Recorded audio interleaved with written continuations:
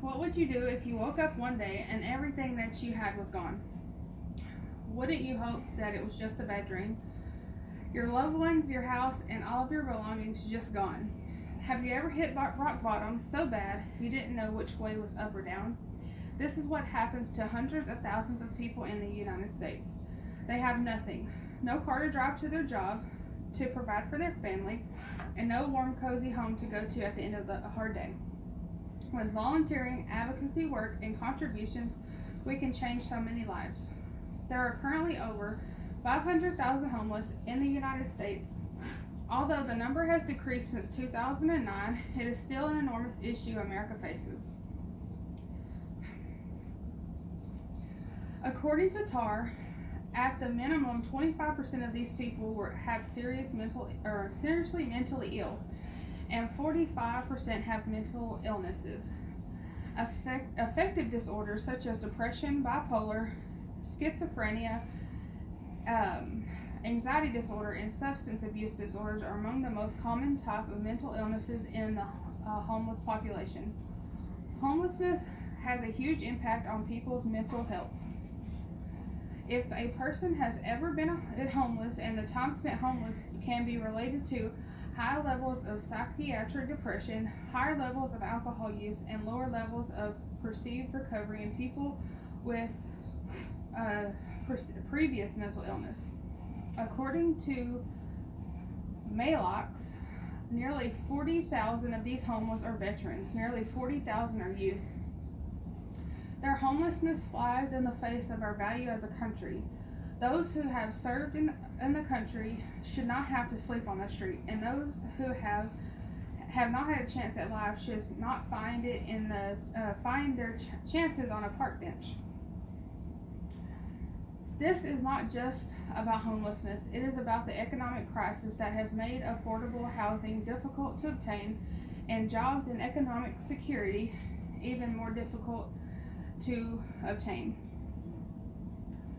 The U.S. Department of Veterans Affairs does provide $1.8 billion program that serves homeless veterans. VAs also offer a range of other programs and services, but it just still doesn't seem like it's enough.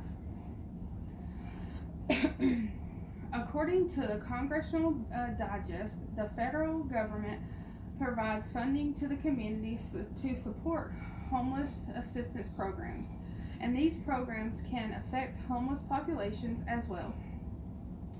Typically by either reducing the demand of homes by increasing the supply of the homeless shelters, or by increasing the demand for homes by expanding housing projects in which people are not defined as homeless, or by preventing homelessness before it occurs.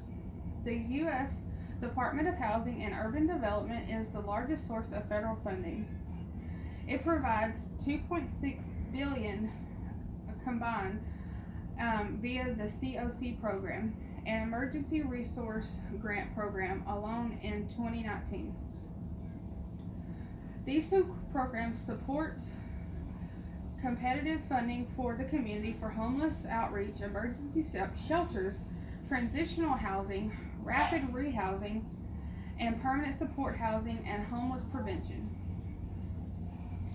TAR says one of the biggest impacts of homelessness on the mentally ill comes from the effects on the mothers of families.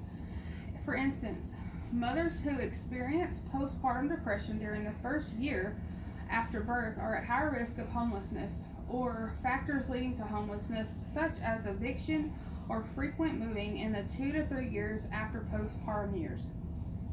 One of the largest studies of children and homelessness found a higher increasing of psychiatric disorders, including substance abuse among adolescents with mothers or both parents of history of homelessness.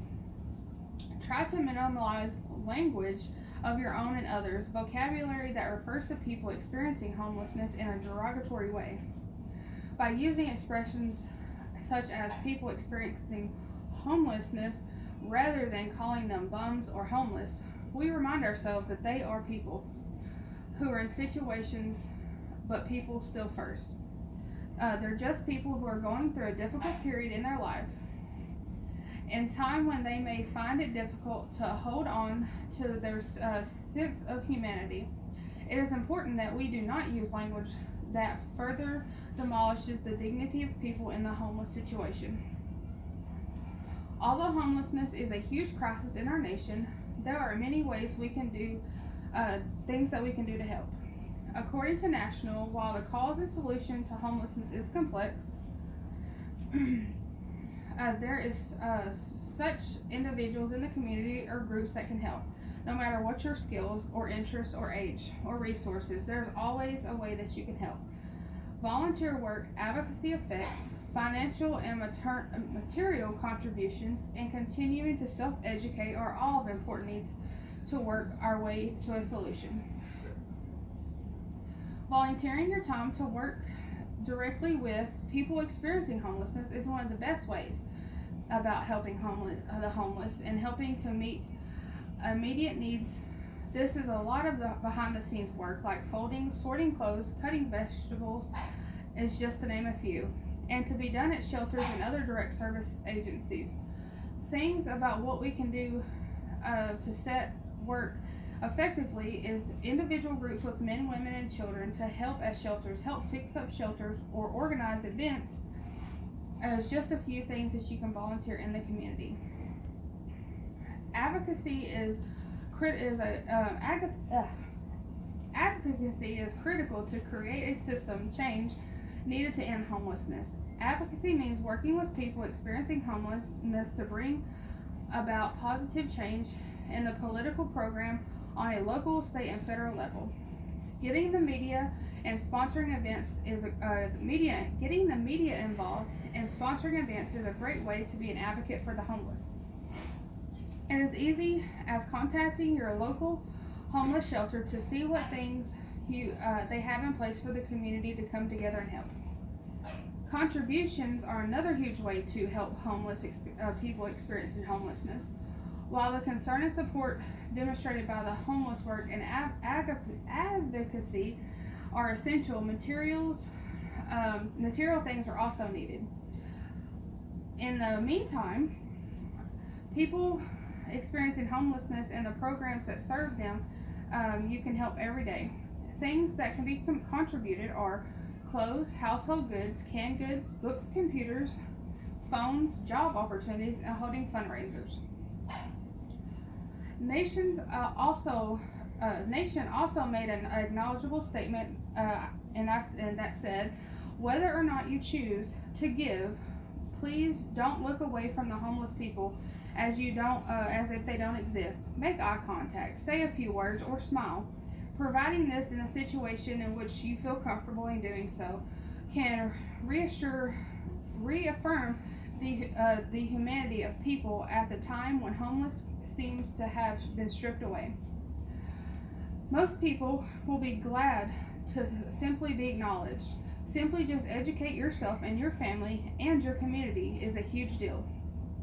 If you have children, have a conversation with them and explaining what people that are experiencing homelessness means. Take them to a shelter as you are volunteering and let them help or let them donate.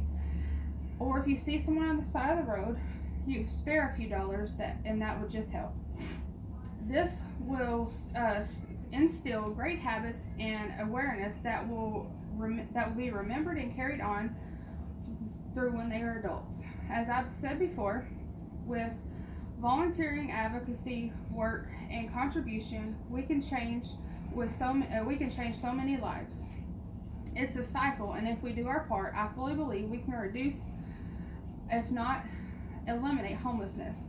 So the next time you see someone if you see someone in need, lend a kind smile, and if you're able to part with a few dollars or buy them a hot meal, I know it would mean more to them than you will ever know. Thank you.